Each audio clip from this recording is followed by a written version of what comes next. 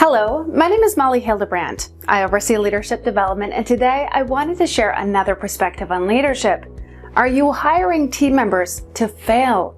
We've been exploring systems thinking, which is a leading edge concept to approaching work and dealing with issues. We're taking our time to understand this transformational concept, so I highly recommend reviewing previous videos. So far, we've seen that every system has a defining property that comes from how the parts interact. And this defining property is something which none of the parts do individually.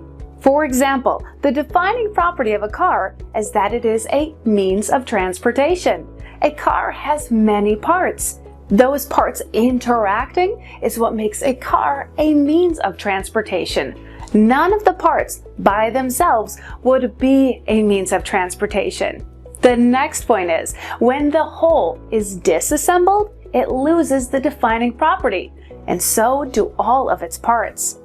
An example of this can be seen with designing a house. If all the rooms of the house were looked at separately, you wouldn't be able to tell the defining property of the house. In fact, how does an architect design a house? Do they first focus on each room and then combine them into a house? No, they always first focus on the defining property of the house as a whole, which is a synthesis step. This is a backward step that allows you to look towards all of the possibilities, to imagine, to dream. It's not confined to what already exists. Once the defining property is determined, such as a luxury 3-story brownstone, then the architect will design each room in a way that, with the rest of the rooms, adds to the overall purpose of the house. So what does this mean for your organization?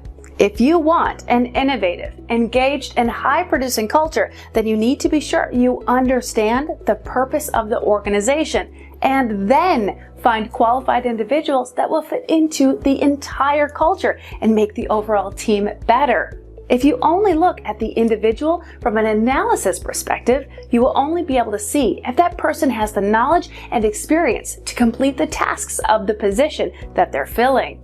Leaders understand the purpose of the organization and excel at hiring team members that will fit into and contribute along with the rest of the team to the success of the organization. Bosses focus on finding recruits that will simply fill positions, even if it means other team members need to work outside their job to accommodate the new employee.